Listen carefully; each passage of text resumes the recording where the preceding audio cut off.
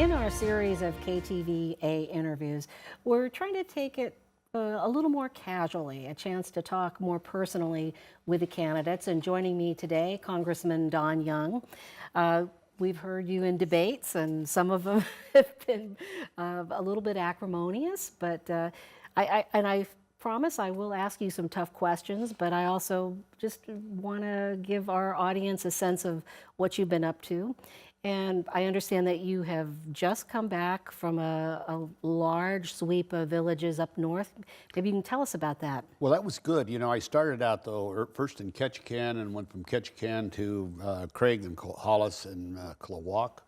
And then I went down to Metlakatla, and then I came up to Ketchikan, back to Juneau, Juneau to Sitka, Sitka to Anchorage, Anchorage to Bethel, Bethel back to Anchorage, down to Kenai, Soldotna, back to Anchorage to Fairbanks, and Fairbanks to Nome. What comes to the top with an itinerary like that? Well, mostly each village has a different problem. Like I say, erosion, marine mammal, and Barrow, and then Wainwright, they're very much interested in offshore development, involvement of, which they're doing a pretty good job of communicating with the oil companies.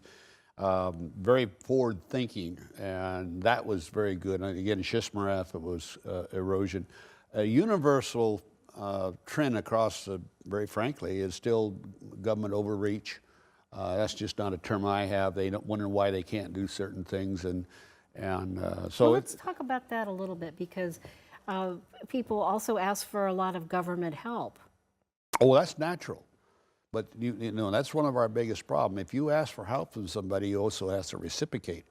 I do think, though, that overreach here is when the federal government usurps state law, and under our state constitution and the Native Land Claims Act, we were guaranteed certain rights, inalienable rights. You know, like 103 million acres of land for the state, 44 million acres of land from for the Native Alaska Natives. And now we find that agencies like Corps of Engineers, EPA, NOAA are taking lands away from the tribes, taking lands away from the people of the state, and that was not the intent, have an agency to go around the law and to take lands away, and I think that's very inappropriate. But you know, you look at Bristol Bay, the people in that region were very grateful to the Environmental Protection Agency for beginning a preemptive no on Pebble Mine. Well, again, no, you know, that's a strange thing. Not all people in Bristol Bay. And it's ironic to me now, Bristol Bay is also developing two mines of their own in the same spawning stream, the same spawning area. This was a concentrated effort by interest groups outside of Alaska and inside of Alaska. And my biggest concern is the state. And I will say, we were given 103 million acres of land for people of the state of Alaska, for our social economic well-being, and the state also has control of anadromous fish and the mineral rights on state land. This was state land. And if we, and the fact that the EPA implements their preemptive strike, which I'm adamantly opposed to, that means that strike can be used against native lands. And we lose the state. We're no longer a state when the outside interference can take lands away from individuals of the state. In fact, if I was a lawyer, I'd be suing the EPA for taking away the potential royalty would come to the state treasury, depriving me and my schools and services we provide for the state. So no one's looked down the line. And I understand that. This is not about the mine. This is about states' rights. It's about state land. It's about the people of the state. And the natives will have the same thing. You know how things are with the federal government. We could be involved in lawsuits with them till kingdom come. So how do we strike that balance between the protection that people want, especially for our fisheries? There are all kinds of protections, clean water protections that are needed.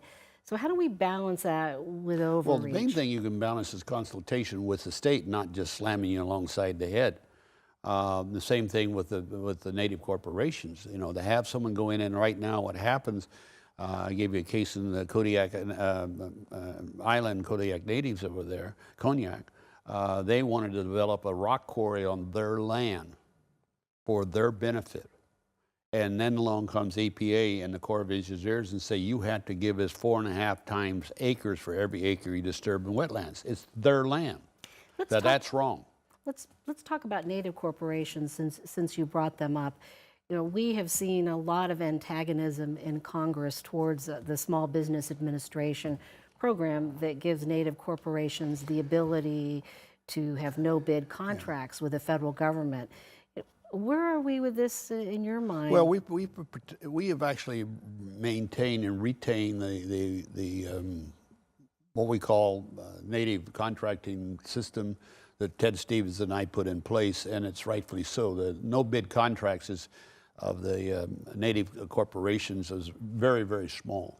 Less than 1% of the total no bid contracts. So where's the animosity? Wait a minute, let me finish now. You don't interrupt me. The animosity comes from people that use this for political purposes. They say sole source contracting is bad, but they don't attack Boeing, they don't attack Lockheed, they don't attack Bechtel, and there's a huge billions of dollars.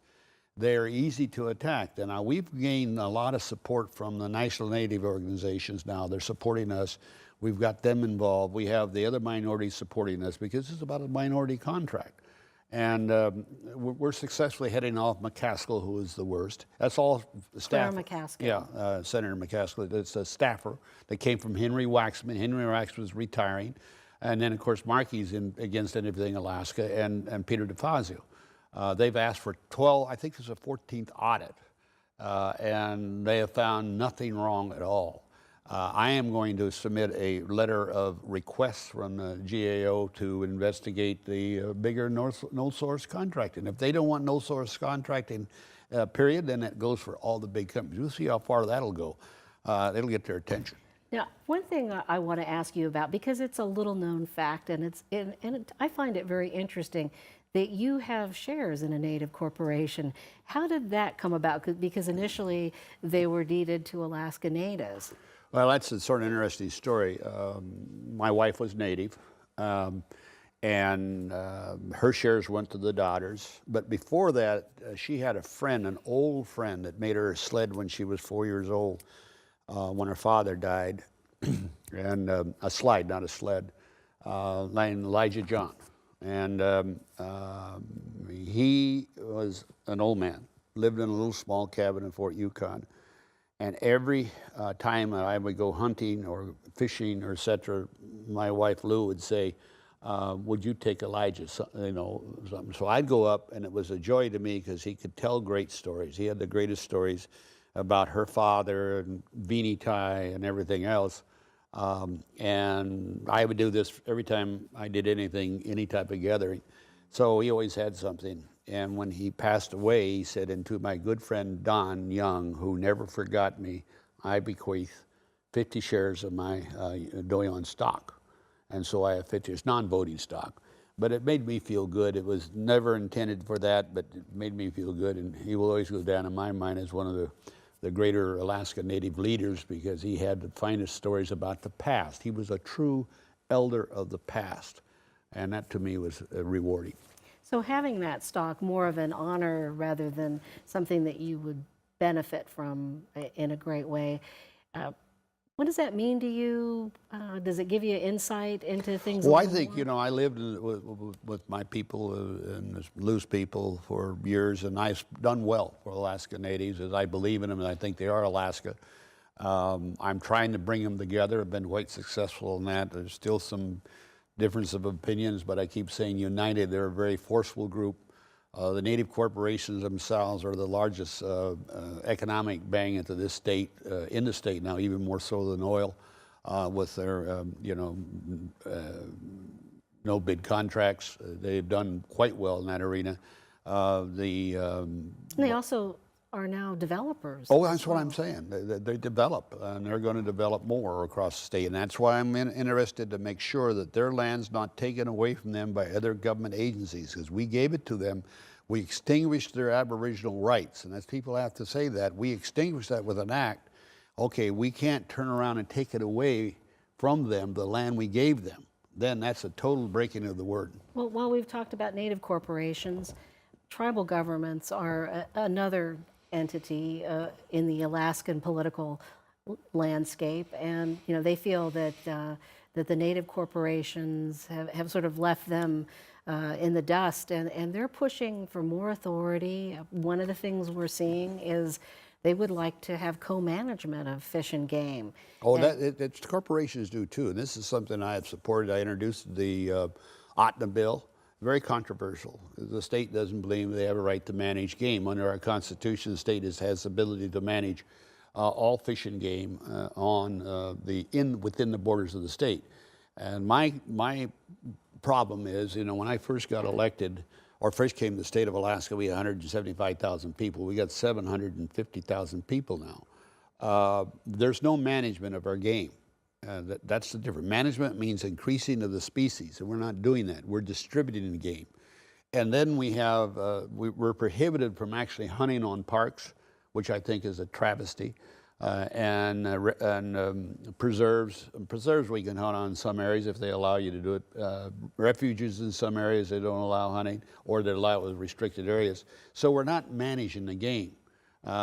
If I had my druthers, and I do believe this is very important, Alaska Native lands of 44 million acres of land should be looked at as, if they're the participants in, let them help manage.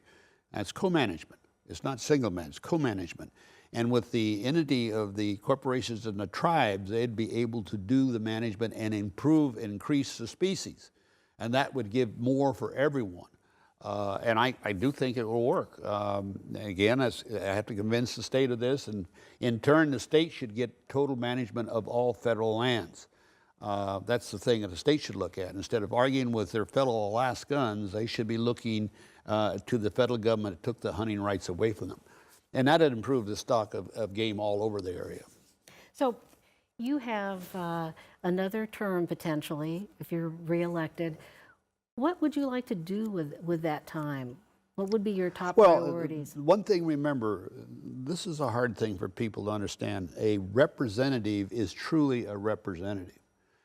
Most of my ideas and my thoughts come from the people. When I travel, like on this trip, I'm going to be working with some of the ideas I have with my staff, and we'll see if we can introduce legislation. Now, one of the things I do want to ask you about, and it's kind of tough to ask you about this, is there's been a lot in the news about what some claim is inappropriate behavior. The hand wrestling incident where you told an aide not to touch you. And over the years, you've been flamboyant. I remember much was made about you waving an Uzik in a congressional hearing. But you wonder if Alaskans are tiring a little bit of some of this. I don't know. If Alaskans are tired of me, they won't vote for me.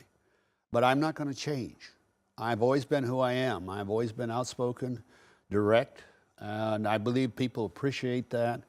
You'll know where I stand on an issue. You go about the Uzik thing, people don't understand. And we had the secretary at that time of Fish and Wildlife came to a committee meeting to outlaw the use of Uziks and the killing of walrus because it was used as an aphrodisiac. She had no idea what it was. Well, so I wanted to show her what, and I asked her directly in the committee room, do you know what this is? She did not know what it was, but she was testifying in favor of not killing walruses because we were using the Uzik for aphrodisiac. And we should mention that Uzik is a walrus penis, and everybody knows that in Alaska. But to have someone testify to eliminate killing of walrus to affect my native people was wrong. And I will tell you, in her credit, she called me up the next day and apologized to me, saying, I had not been given the facts. You're absolutely right. This is ridiculous. So I made my point. If I had not done that, she still wouldn't understand what we were talking about. So that's the difference. You can smooth coat it all you want. The truth of the matter is she was hurting my coastal native people, my Inuits primarily. But your hand tussle incident, things like that get headlines. In these days and times, they go viral, and frankly, some Alaskans get embarrassed by this. Well, that's their problem, not my problem. And I say that sincerely. If you want a cookie cutter, sweet guy, don't vote for Don Young. I am a person that believes in this state. I am a person that believes in the rights of individuals. And I will speak my mind for the people of the state of Alaska for the rest of my life. And if they ever decide they want something smooth, cookie cutter, like a homogenized person, then don't vote for me. Another issue that your opponent raises frequently is he says that some of the scandals that have skirted around you, the Jack Abramoff scandal, your staff's ties to him. I mean, these things have been swirling around you, and they say that they've made you irrelevant in Congress, void of any real power. What's your response to that? Well, again, it's ironic to me. You know, I would have had a lot more respect for someone that would have said, he's a good congressman, I can do a better job. He's bringing up things that I've been totally cleared from, has nothing to do with it. And it's ironic to me that I am rated now, I believe, the highest of results in Congress.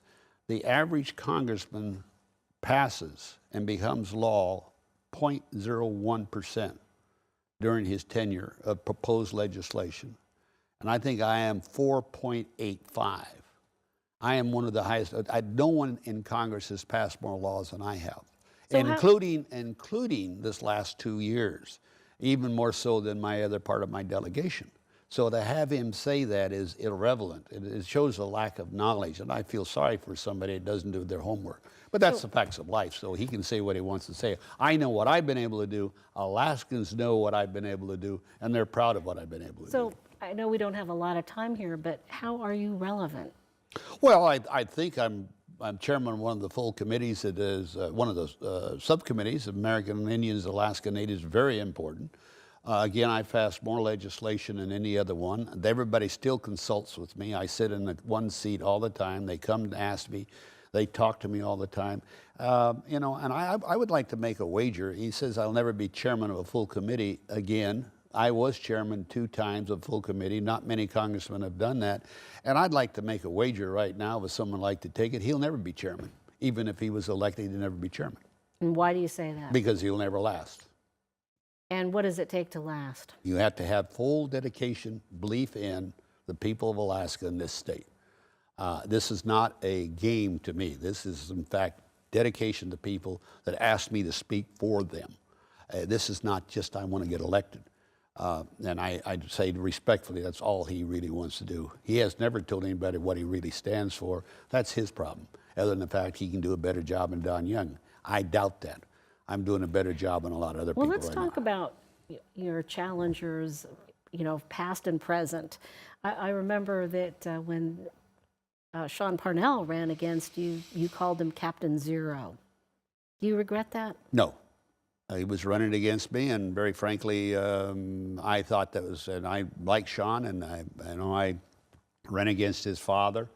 I think he's done a good job as governor, and but he was running against me, and at that time he had a supporter that said bad things about me, and you say bad things about me, I'm not a happy person.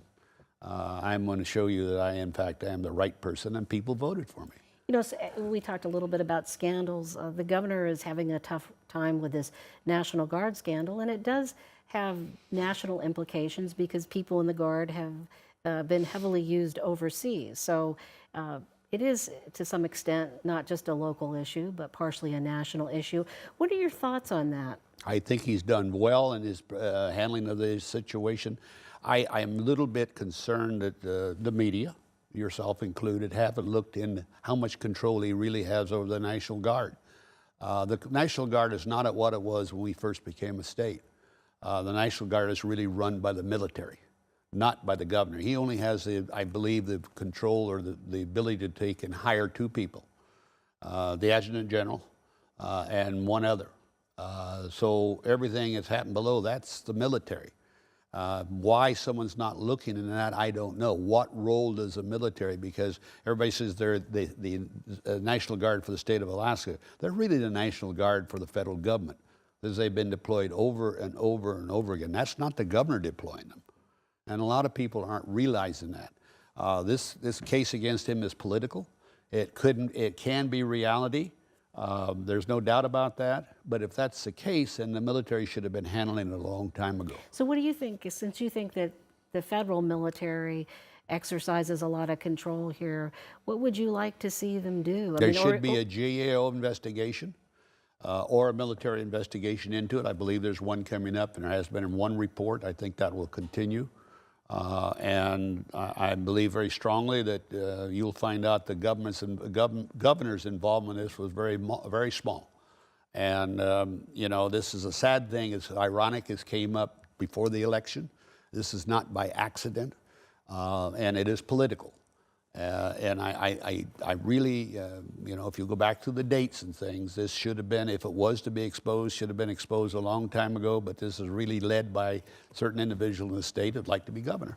I'm just playing the devil's advocate here. So am I. And you are a bit of a devil, I Yeah, must say.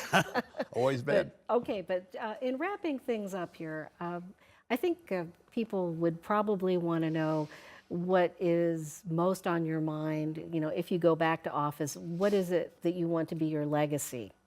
Well, you know, people talk about legacies. You know, I'd like to say, if you want to talk about legacies, the Trans-Alaskan Pipeline, that could be a legacy. That started in the House. It became a reality when it was in the House, when I was in the minority, by the way. The 200-mile limit, otherwise we're talking about fisheries. That was mine. It started in the House, finished in the House. The natural gas line, which we put in, and that started in the House. A lot of that's a legacy, but I think my greatest legacy should be I have served the people. I have thousands of Alaskans that receive the benefit of Don Young's working with them and solving a problem. That's what I want to be remembered for. I probably won't be, you know, because the media will say, well, we look at all this silliness, but I was effective. I'm still effective because people know that I'm going to speak for Alaska. There's nobody in the Congress that doesn't know Don Young. They all know me. So, they may not all like me, but they all know me. And they all respect me. If you're elected, how many I'm elected. How many terms would you have served if you're elected? It'll be my 22nd term, 44 years. So how does that stand with the rest of Congress? And well, I said it stands, I'm 29th of the 11,895 or whatever it was. I'm 29th.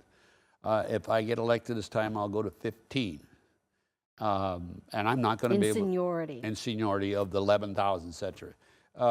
You know, I'm not going to beat John Dingell. He was there from 1956. I'm not going to beat Harry Byrd. But I will go along. It doesn't mean anything. And the fact that I've served the people. And people forget this contract comes up every 2 years. And if Alaskans wanted to get rid of me, they'd have got rid of me 20 years ago, 25 years ago, or the first time I ever ran. So the decision is up to the Alaskans. And when they decide, you know what? He still can do the job, they're going to vote for me. So you have a decision somewhere to make down the road about perhaps bowing out, not seeking re-election. We know you're not doing that this term, but have you thought about an exit strategy for yourself? And well, you know, that's a funny thing. I'm one of the few people who recognize I could drop dead right on this stage. It wouldn't cause anything, but you probably couldn't run the show. Let's hope not. But the factor that I'm replaceable, I know that. But as long as I can do the job for the people, I'm going to continue that. Some people say, well, aren't you training a replacement? When you're a congressman, you have to run for election. You can't be appointed, not as a senator. So if I was to replace or I was to pass away, then someone will probably run for this job. But to train somebody for the job is very difficult because this comes up every 2 years. You know, I've always said if I can get somebody that's 26 years old that is dedicated to the state and to this job, not running for governor, not running for Senate, not using it for a springboard, I might even support them if they said something nice about me. But as long as they don't do that, I am going to sit in that job and do it. I'm not inherited. I come up for a contract. The people decide they don't want me, they won't vote for me. One thing I do want to ask you about is a couple of years ago, we had a conversation at AFN, Alaska Federation of Natives, and you said that, first of all, that you've told your family to keep an eye on you, and if they think that you're not up to snuff, to let you know. And at that point, you would consider whether or not you'd keep running. And then the other thing you said is you'd like to see an Alaska Native wind up running for your seat if that time comes. Yes, and I still believe in that. And you know what was so strange? I was accused of being prejudiced. And now I can't figure that one out. I wanted an Alaska Native primarily because this state is not just Anchorage or Fairbanks or Juneau. It is not Nome or Barrow. It's not Queek or Kwethluk or Tututak. It's not Chalkitsik. It's all together. But most people out of Anchorage, all due respect, don't understand the rest of the state. And I'm from outside. And I know the rest of the state. And I'm not saying, you couldn't elect somebody from Anchorage, but I'm going to say respectfully, it'd be better if it was Alaska Native because there's a large segment of our society and there's some great brains out there. It'd be a hard task, and I know that. But it'd be good for the state. And I will say that, and I'll probably get in trouble for saying it again, but I believe in it, and I've always been upfront with everybody. And I'm hoping some young person, young woman, young man would say, okay, let's give it a shot. If I lose, fine, but I'd like to do the job. And maybe they will be able to sit in the chair I sit in. And God bless them if they do that, if they're dedicated to the job. All right. Well, Don Young, I have enjoyed talking with you, as always, and hearing the Uzik story recounted once again. How about the trap story? Okay, we got time for that. Okay, this is one of those cases example. They were, Mary Tyler Moore and Cleveland Embry were before the committee citing a poem, how much longer they must wait in these poor animals, a terrible fate, and they had traps set. Number 1s, 2s, 4s, they stick a pencil in it, pop. And then they stick a paper in it. And I couldn't figure, because all these guys are from the city, had no understanding. A lot of my people at that time were making their living off of trapping. So I went back to my office. My wife said, you got a 1.5 trap. Go set that trap on your fingers. And so I set the trap, and I said, Mr. Chairman, I'm going to show you what they showed you is nonsense. They don't hurt. And I set the trap on my fingers and gave my testimony like this and waved it around. Oh, boy, it did hurt. And finally, the chairman says, take that trap off. After I finished, I took it off, put my hand in my pocket. And then the guy had introduced the bill to eliminate leg hold traps. He asked me a question. Don Young, Mr. Congressman, how big was that trap? He says 1.5 single sprung double jawed trap. He said, what size animals? And I said, usually mink, marten, fox, maybe a lynx. And he said, mink, I said about 2 pounds, maybe, marten about 1.5 pounds, and the lynx about maybe 12 pounds, the fox about 8 pounds. And he said, how much do you weigh? And I said, about 200 pounds. And he said, would you be willing to put your hand in another trap? And I said, yes, I can put my hand in a number 4.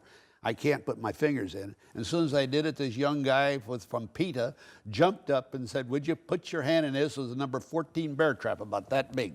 Oh, my goodness. And I said, oh, boy, I'm in trouble. I said, Mr. Chairman, is that trap operative? And the guy blinked. I knew I had him.